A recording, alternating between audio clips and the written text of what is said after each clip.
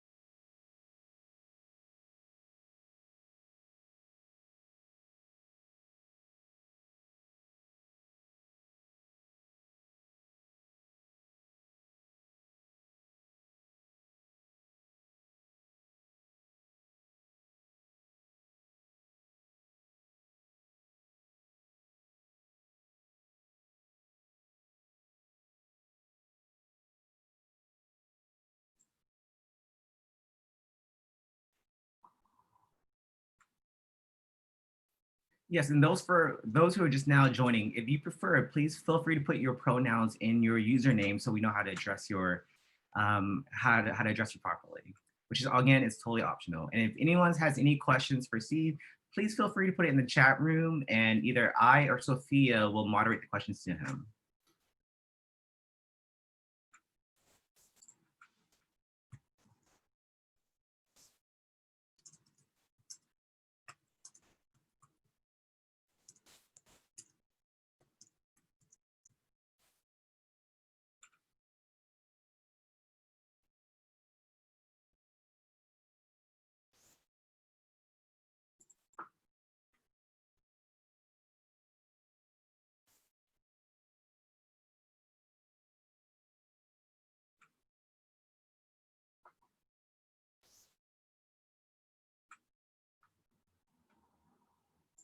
Apologies, I forgot to set the transcription up.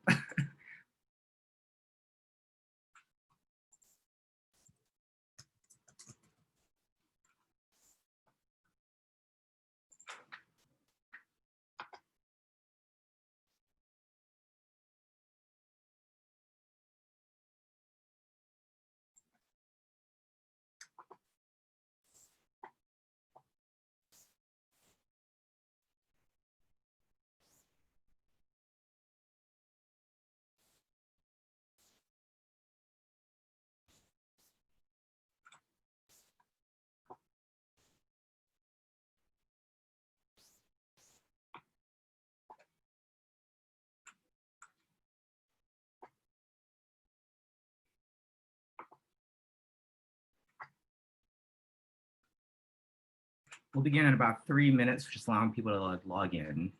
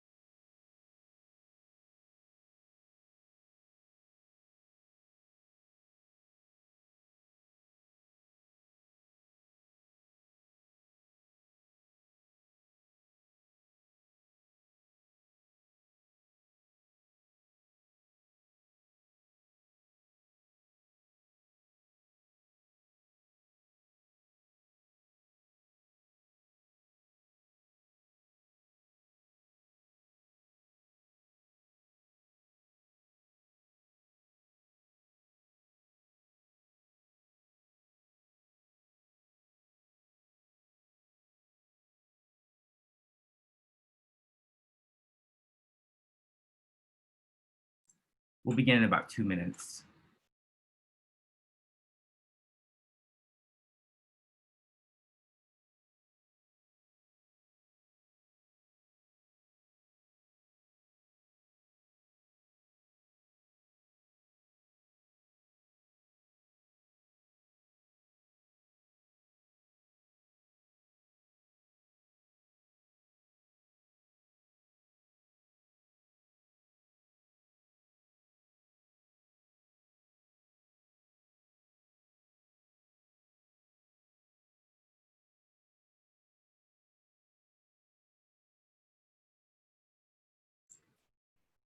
There's still a few people logging in right now in the waiting room that are still trying to connect. So I'm just gonna give them an extra minute.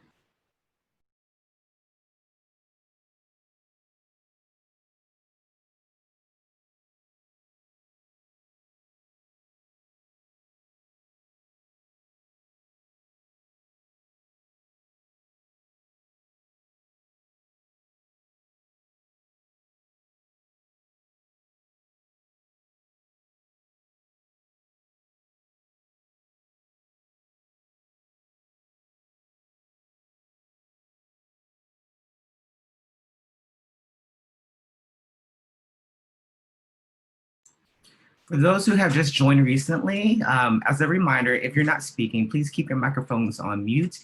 If you have any questions, feel free to drop it in the chat box. Sophia, Ronnie, or myself will be sure to moderate it to Steve to answer the questions. Video is totally optional. We would love to see everyone's smiles just because we're still in quarantine. But if you're shy like me, you're more than welcome to keep your camera on off. And we'll begin in about 1 minute.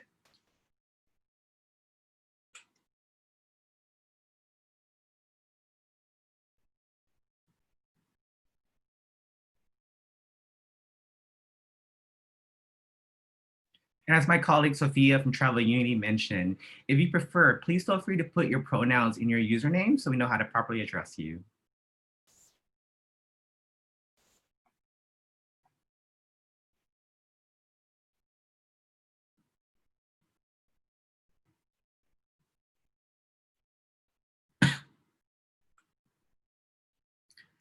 Great. Thank you again. I think we can begin now. As people come in, I will let them in to the outside the waiting room. But until then, so before we get started, I want to welcome everyone to this panel session. This is a conversation with the Tourism Authority of Thailand, New York office and Travel Unity. Today we have Steve Johnson-Stevenson. So in addition to being a longtime client of mine, Steve is also, for full transparency, a very close friend. And I'm very, very excited to have him on this panel with us right now, especially being a man of color who's also openly gay, who works for the tourism board. I think we'll learn a lot of great insight from him. But before we get into the Q&A session, for those who may not be familiar with Thailand, we do have a short video to show you about all the product offerings that you can do in Thailand, from relaxing on the beaches to eating the spicy foods, learning about the culture that's been rich in that country. So before we get started, let me show you a quick video. And again, before we get on the Q&A, I want to thank again Tourism Authority of Thailand, New York, and also TripAdvisor for being our silver sponsors for this session. And this is also being recorded for future playback. And we also will have a transcription of the entire session as well.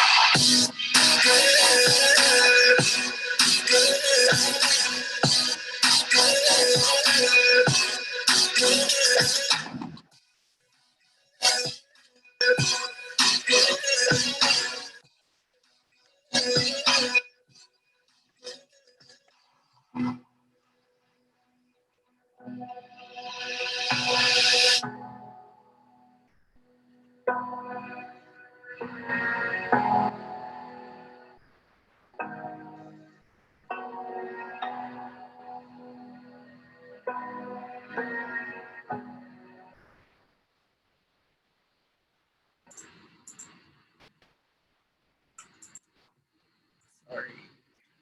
Little technical issues. Oops.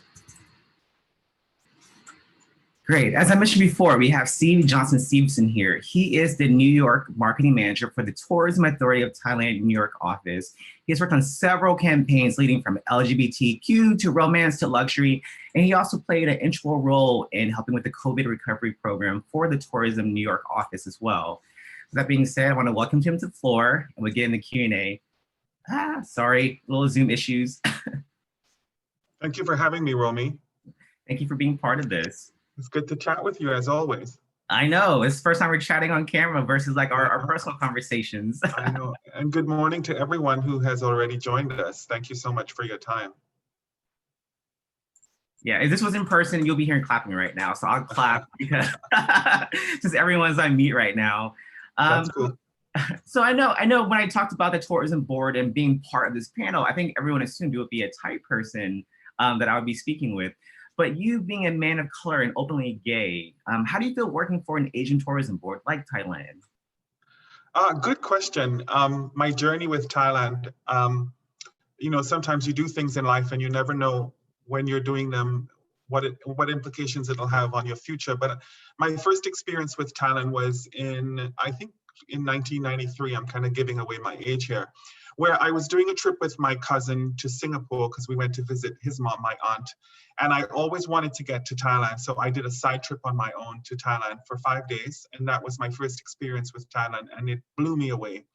And since then, every time I attended a travel show in Europe and I had a break, I would always go through the Thailand pavilion because I loved it so much. And in 2009, Thailand was looking for a marketing manager. And a friend of mine who worked for Barbados sent me a message and he said, why don't you apply? I did.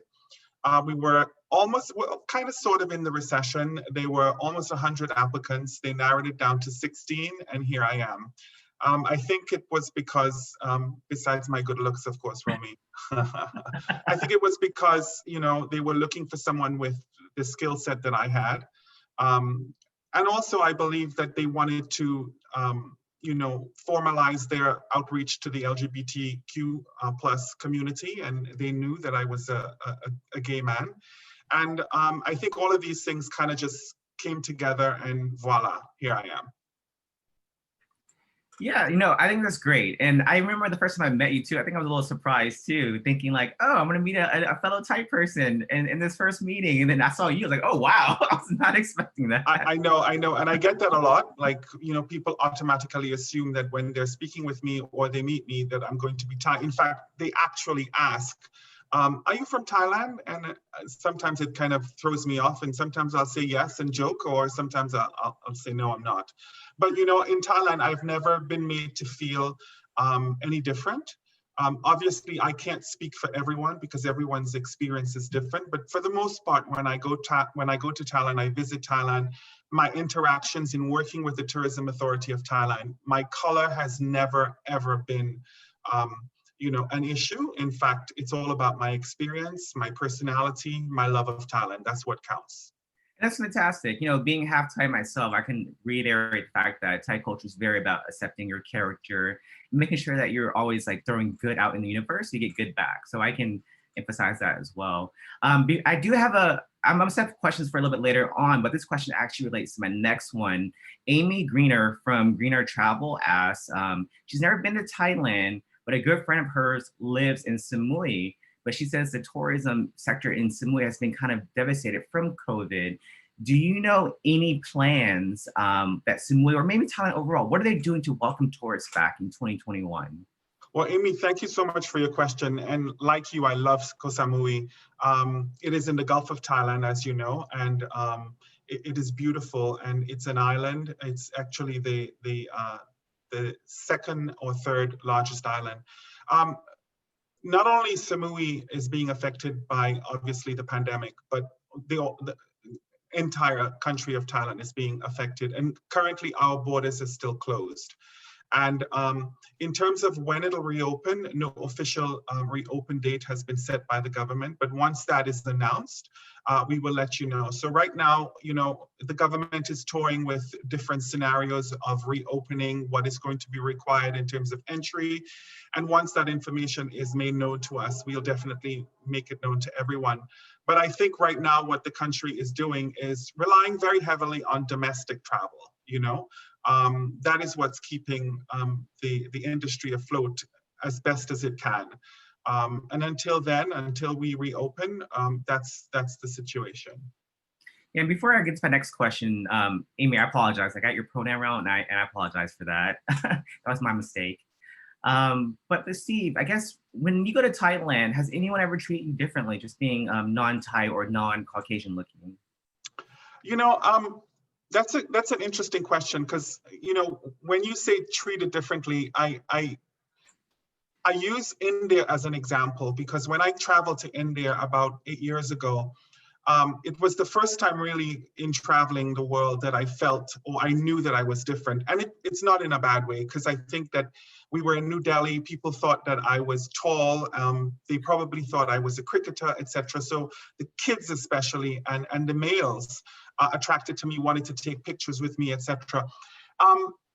I never really experienced that in Thailand. I think that, you know, people look because I'm tall, maybe because, you know, I speak differently to them. Because I work in travel, I think that, you know, I've developed very close relationships with my partners there. And so, you know, that's the kind of rapport that we have. But, you know, like I said, my experience is not everyone's experience, but for the most part, I haven't really felt that, you know, distinct difference like I had felt in India. And like I said, in India, it wasn't a bad thing. Wait, just so people know, how tall are you, Steve? I'm 6'3". Wow, that's pretty so tall. I'm really tall. Compared to the average Thai person, I'm extremely tall. India, not so much, but I guess they probably thought I was a cricketer from the Caribbean, which I'm not. Ronnie, who's actually our executive director for Travel Uni, he's 6'5", so he said he totally relates to you. Yeah. One other question I had was, I know in America, we had a lot of social justice movement, especially with the wake of the wrongful deaths of Breonna Taylor and George Floyd. And we've seen a global outcry and support from Brazil, UK, including Thailand. Do you think the BLM movement in America has inspired Thais to speak up more and to also show solidarity with the experiences in America?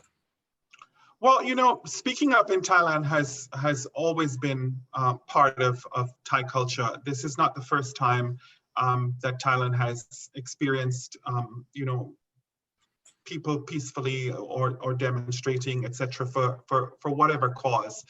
And I think that this year, probably, you know, because of COVID and everything, it's kind of exasperated. But, you know, I would say that you cannot be human and not have been impacted by the Black Lives Movement. And so I'm sure that, you know, wherever there is a group or a body of people speaking up for a just cause, that, you know, it carries that level of momentum. And I think that what we hope is that the Black Lives Movement will show and I said portray a positive in the sense that, you know, people were peacefully protesting for equality, etc. And I hope that wherever it is, that it's done in the same way, in a peaceful manner and in a positive manner.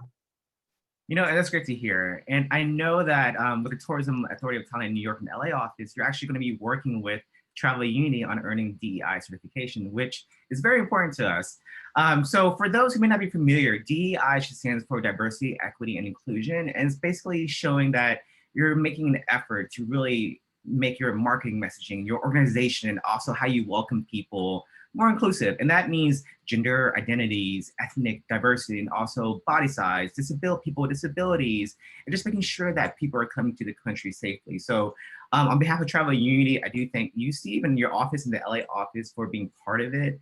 And for those who are on the session, if you're interested in learning more about DEI certification, please visit travelunity.org/standards. We'll also share the links after the session.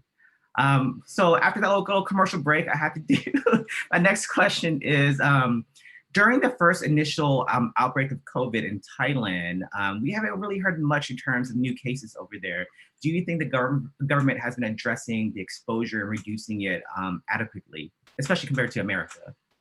Well, I'm not going to compare, but what I'm going to say is what we've done in Thailand. And, community outreach in Thailand is very important, particularly as it relates to health. And so in, upcountry, in rural parts of Thailand, in small towns and villages, there were people that were charged with educating the population within these towns and villages as to how to protect themselves, how to wear their masks properly, how to socially distance, how to adhere to, the quarantine measures that were put in place. And I think what that did is that it helped stop the transmission. And of course, it's reflected in the fact that, our numbers in terms of community spread are very close to zero. And in fact, most of the cases, if not all of the cases that have been reported, over the summer, et cetera, have been from people who have been repatriated back into the country. They didn't pose any threat to the communities because, they detected them as positive during their quarantine period. So Thailand enforced a very strict 14-day quarantine policy, which is in fact still in effect. And so I think that helped, particularly for those who were coming back into the country, whether they will be returning nationals or expats that were coming back to work with the correct visas, etc. So we have been able to contain it. And mask wearing, as you know, Romey, is not it's not new to Asia. In fact, it's very common to see. So, instituting that was not such a huge impact as it probably did in the US. So I think a combination of all of these things have definitely helped. I think that people take this very seriously and are adhering to the mandates that have been put in place by the governments and their respective local and state government agencies. Oh, no, it's fantastic to hear. I actually have a comment from a user. I'm going to read the username, KM Candy. KM Candy says, they live in Albany, New York, an African-American woman. They visited Bangkok and Phuket. The people were extremely friendly and felt safe all the time. They ventured to Ban Silom night markets.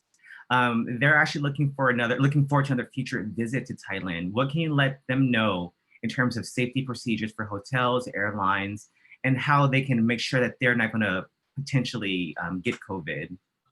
Excellent question. Really great question. And thank you for your comments. I think it's probably, giving a little bit of traction or credibility to what I said before. But again, I have to reiterate that, everybody's experience is different. But I think for the most part, people have a great experience when they visit Thailand. What we've done is these last few months, we haven't been sitting idly. We have been, putting systems in place so that when travel does return and our borders are open again, that we're able to assure those who are coming from the outside of their safety and their health. And what the Tourism Authority of Thailand did was they worked with a number of health agencies, including the Ministry of Health and a host of others, to develop a certification process, which we call SHA. And basically, it ensures the health and safety of not only us locals, but those who will be visiting. And so over 6,000 businesses have already become certified under SHAs, and they have to pass very, very rigorous and very strict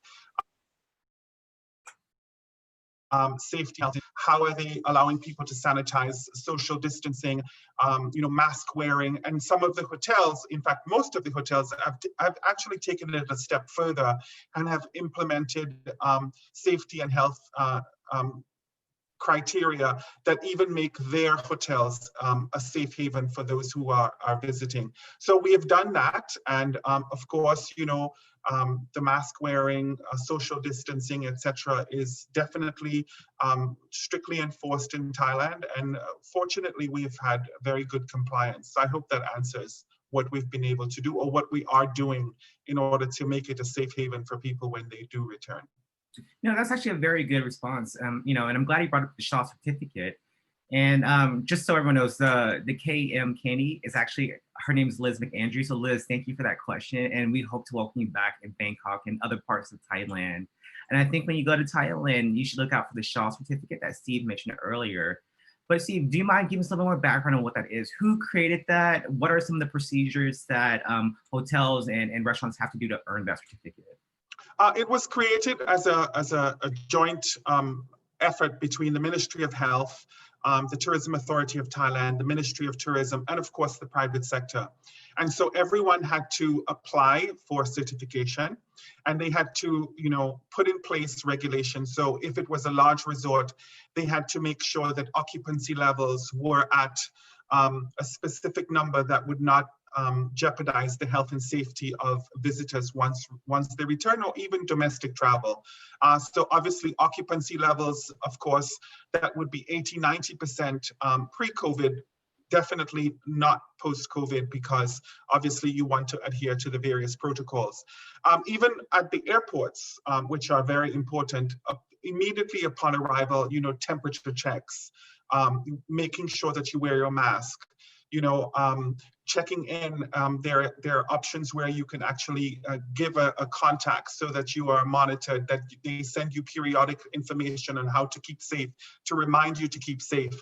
The DMCs who would arrange your tours and transfers, all of those companies have to be certified in terms of how many people can actually get on a bus now. It's not going to be 12 and 20 and 30 anymore.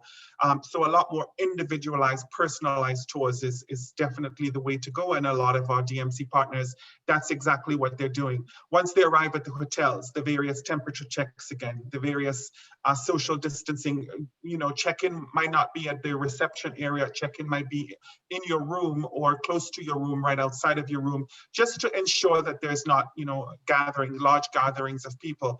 So there are a number of things that have been put in place in terms of how do we eat now? Do we eat buffet style? No, we have to maybe, find creative ways of ensuring safety while at the same time serving food. So a lot of things, even at the attractions, how many people can actually be within that attraction at any one time. All of these criteria have been put in place under the certification program, which also was endorsed by the WTTC and is fully in effect in Thailand. So I hope that gives a little bit of insight and will relieve the anxiety that people will have once they start returning to long-haul travel. Great. I actually have a private message from someone, so I won't say their username. But in terms of foreigners and expats living in Thailand, can you give me an insight on that in terms of how they're treated? Are they treated like Thais, or are they treated like immigrants? I honestly feel it really depends on the expat and whether or not the expat is open enough to fully integrate into society. I think that anywhere you go and you're living as a foreigner, you have to make a good effort to become part of the society and to gain acceptance. And so I think if someone is open to the culture and to be respectful of Buddhism and the laws of the country, and to really have a genuine interest in knowing Thai way of life, then you will be really beautifully integrated. I have a very close cousin and mentor who lived in Thailand. She worked for UN Women for many years, and she lived in Bangkok, and she had the most beautiful experience, and that was because her mentality or her attitude was correct. She wanted to learn more about Thai culture. She was invited into homes to partake in meals or small gatherings. She went out to the markets and she ate the food. She shopped like a local. So again, it really all depends on how you choose to pursue your time there. Yeah, everything you're saying makes me really, really miss Thailand, whether it's like the Bangkok city life where it's like the hustle and bustle, or like the relaxation of the beaches in Samui. I really miss it. I know. Yeah. Not more than me, friend. Not more than me. I can't wait to return. I can't wait. Okay, there's some things like you just can't get in New York City, like the fresh coconut on the beaches of Thailand, the fresh papaya salad being made in front of you. Like, I really miss that. And I know people here watching miss it too. Can you give us any insight on when we can go back? Romey, I wish I could give you a date and what the entry requirements would be, but right now I cannot because nothing has been officially announced. What I do tell, my trade partners, my travel advisor and tour operator partners is that, start planning for at least the Q2 of 2021. Hopefully we will have an announcement by the government before that, but I don't expect that it will be it'll be, borders open before the end of the year, but, who knows? Things change very quickly where this pandemic is concerned. I kind of want to go back to something that you mentioned about diversity, and I really want to stress that this is such an important thing, not just for Thailand, but for the world generally, in that, you know, I think it's time that, you know, our projection of who we are as countries be more inclusive. And I'm really happy that Thailand is taking this initiative very seriously. In fact, I always say that I gauge impact by what the private sector does as well. And just this morning, I was going through Instagram, and one of my very strong partners, which is the Four Seasons in Chiang Mai, and I will mention them because their ad was beautiful, and it actually had a model that was a person of color. And it struck me because, you know, it's not often that you see that. And I was very, very encouraged to see that. And I really think it's a great initiative. And I hope that, you know, more and more we will see a lot of it. Yeah, I hopefully too, because I can say from the marketing side, even growing up as a kid, when I would see advertising, I never saw an Asian man in a positive light. So I totally relate. In seeing a person of color, especially in an Asian advertising, when not just Thailand, but just Asia overall, Asians overall in marketing, they do cater toward more of a Caucasian audience. So it is surprising in a good way when you see someone of color in an ad based in Asia. So that's always a great thing. And hopefully it's right. I mean, even kudos to the Tourism Authority of Thailand, because, you know, our total number of staff all over the world and in Thailand is over 1,000, and I am the only man of color.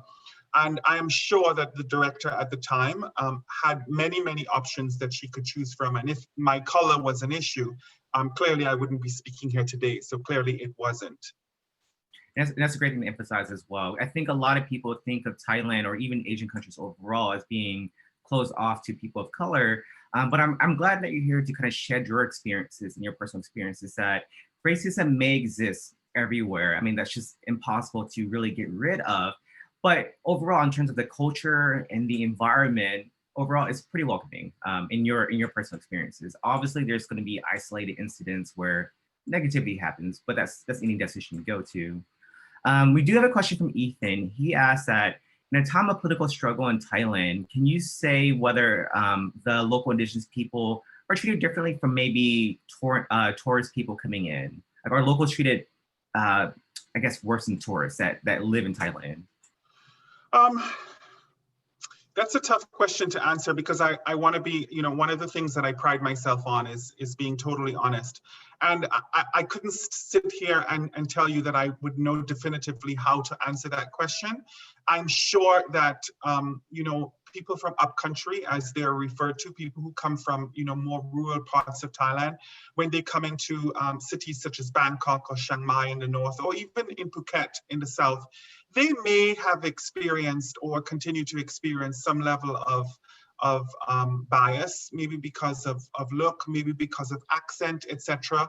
But that's pretty much all over the world. So I really wouldn't sit here and say that, you know, absolutely it doesn't exist.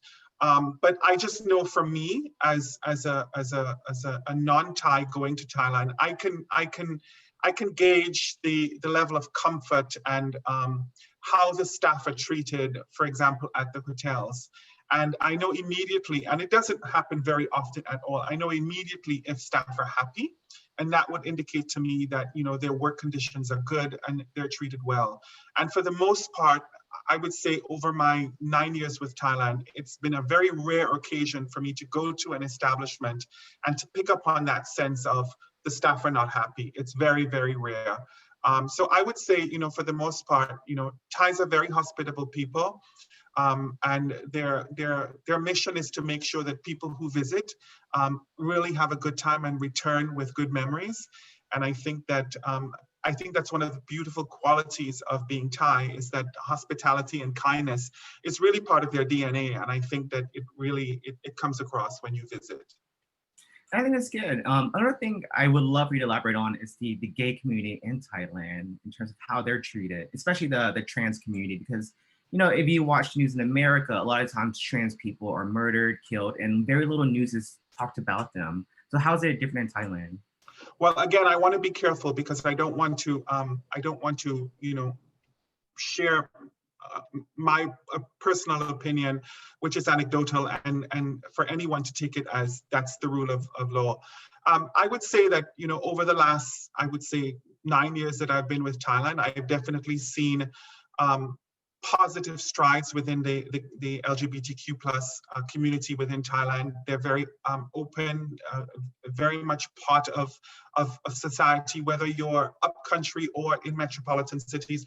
I'll never forget, I visited Sukhothai, and that's in the central part, and it's Thailand's first capital. Beautiful place. If you ever get a chance to visit, I highly recommend it. And we visited one of the attractions, and selling at the the concession stand was a trans woman, and I thought it was so beautiful. And she didn't. She wasn't treated any differently. She was living in a very rural part of Thailand, and I think that Thai people are very embracing. Be who you are, Mai Pen Rai. Don't judge. That's not for us to do. So long as you're respectful, etc. Our community is very much a part of the tourism industry and the wider industry, particularly in fashion and retail, etc., entertainment in Thailand. They're very much a part of it and very much embraced and very much celebrated. In fact, when we host our annual LGBT plus travel summits every year, or symposiums, we have people like our governor who is there and interacting with everyone, whether it be anyone from our community. They're there, the drag queens, etc. They're all there, all on display, portraying Thailand from an LGBTQ plus perspective. I think it's fantastic. And everyone, if you have any more questions or comments, please put in the chat room. I love the comments that we're getting so far. We have one from Jason. He's from the Regional Office of Sustainable Tourism in Lake Placid, New York. With you guys being so big with so many backgrounds, he wanted to know, does Thailand also deal with potential regional differences like the US? For example, in America, people in the South have different accents. They might be viewed differently from someone in New York. For example, when I first came to New York, I was viewed as like, who's this little Asian kid with this little redneck accent? And I was kind of mistreated slightly just because everyone thought I was slower because my Southern accent. So in Thailand, are there regional differences in terms of how people are treated? Thanks, Jason, for the question. I definitely think, in terms of accents, whether you're coming from the South or the North, even in terms of food, right? Food is different depending on the region that you come from. So somebody who's coming from North and coming to South and tasting the food made in the South that's supposed to reflect the North would say, not quite so good. It's the same thing with accents, maybe, customs, etc. And for those who are coming from neighboring countries like Myanmar, Cambodia, Vietnam, Laos, these countries are probably not at the level of development that Thailand is. So obviously there's probably a little bit of difference, which is highlighted. But I think for the most part, these are soon gone by the wayside, and integration into the general society in a good way is definitely how it is in Thailand. But again, my personal observations, I definitely think it depends on who you're talking to. But by and large, I think that just the nature of the Thai people, they're good and all encompassing. Yeah, as someone who's Thai, I can say, yeah, I agree. I'm pretty good encompassing as well. I'm pretty welcoming. Well, obviously mine is just a personal experience. We're running out a little bit of time in terms of our time limit. We actually exceeded our half hour, but I think the fact that people are loving the conversation, asking great questions are fantastic. I only have one last one, which is, what campaigns can we look out for in terms of what your office is particularly doing to welcome people back? Well, a good question, Romey. Definitely, you're going to hear a lot from us from a wellness perspective. The video that you showed when we first started will give you an idea of just what our messaging is going to be. It's about, enriching your body, enriching your mind, enriching your soul. And so we will be, definitely speaking through that message and through that voice to the travelers. And so our campaigns will be definitely to encourage you to come to Thailand for our open spaces, to visit areas of Thailand that you probably have never heard before. I mentioned Sukhothai as just one example. A lot of people don't realize that 80% of Thailand is still undiscovered by those who are coming from the outside. So we encourage you to come back, to seek out those destinations that have been unexplored before, because there is so much authenticity there. Upskilling escapes also is definitely something that you will be hearing about. Sleep therapy in terms of wellness, mental therapy in terms of wellness, whether it be just good sleep or, you know, meditation, chantings with the monks. Those are the kind of conversations we're going to have moving forward, because I think that the consumer who's coming to Thailand, or the consumer in general, is really yearning for that, really yearning for meaningful experiences and connections. And that is what we're going to message. And we're also going to be working very aggressively with our tour operator partners to make sure that we're offering those kind of products at reasonable pricing and very attractive incentives to entice people to come back and visit us, because we are truly the land of smiles. And everybody needs a smile these days. And so we encourage you to come back and learn again how to smile. I couldn't agree more. I miss Thailand so much. I haven't smiled since I've been in quarantine. Come and smile with us. I love to come smile. And anyone who's interested, please visit thailandinsider.com to learn more information about Thailand.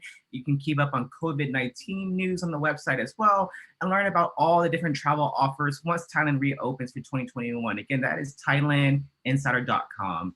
And for anyone who wants to check out the rest of our sessions later today, I put all the Zoom links in the chat room. So please feel free to save it and attend the other sessions. That being said, again, I want to thank Steve Johnson-Stevenson from the Tourism Authority of Thailand, New York office. And I want to thank, again, Tourism Authority of Thailand, New York for sponsoring this session, along with TripAdvisor as our silver sponsor. Thank you, everyone. Thank you, Steve. Bye. Thank you, everyone.